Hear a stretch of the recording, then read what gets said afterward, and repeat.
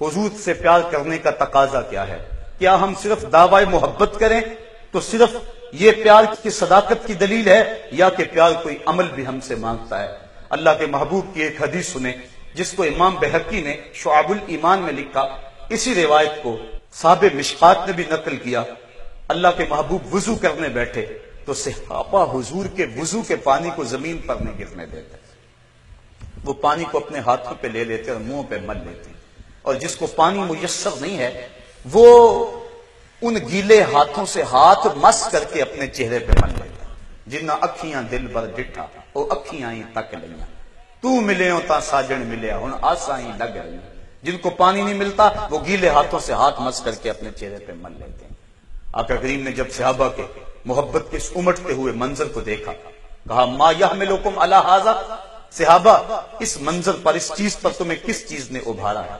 تم یہ ایسا کیوں کرتے ہو؟ میرے وضو کے پانی کو اپنے ہاتھوں پہ لیتے ہو، منہ پہ ملتے ہو، جس کو میسر نہیں ہے وہ ہاتھوں سے ہاتھ جوڑ کر پھر مل لیتا ہے۔ ما یحملکم علی ھذا، تمہیں کس چیز نے اس بات پر ابھارا کہ تم یہ کام کرو؟ صحابہ نے عرض کی حب اللہ و رسولہ، اللہ اور اس کے رسول کا پیار ہمیں اس سمت لے آیا۔ آقا کریم نے ان کی اس بات کی نفی نہیں کی، بلکہ حضور نے اس کے ساتھ عملی تقاضے کا حکم دیتے ہوئے فرمایا، جو بندہ یہ پسند کرے کہ ان یحب اللہ و رسولہ او یحبہ اللہ و رسولہ، جس سے اللہ اس کا رسول پیار کرے یا اللہ اور اس کے رسول سے وہ پیار کرے، تو اس کے لیے لازم ہے جب وہ زبان کھولے تو اس کے لبوں پہ سچائی کے علاوہ اور کچھ نہ ہو، اور جب تمہارے پاس امانت رکھی جائے تو اس امانت کے اندر بھی تم خیانت نہ کرنا، اس کو ادا کر دینا۔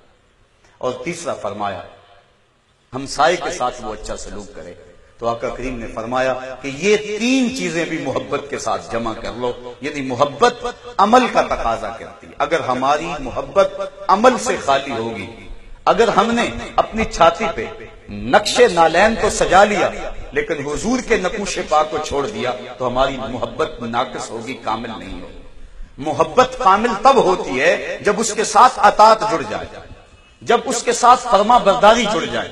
اللہ کے محبوب علیہ السلام نے ارشاد فرمایا لا یؤمن احدکم حتی یکون ہواہ تبعا لما جئت، اتنی دیر تک کوئی شخص کامل مومن نہیں ہو سکتا جب تک جن چیزوں کو میں لے کر آیا ہوں اپنے نفس کو ان کے تابع نہ کر دے۔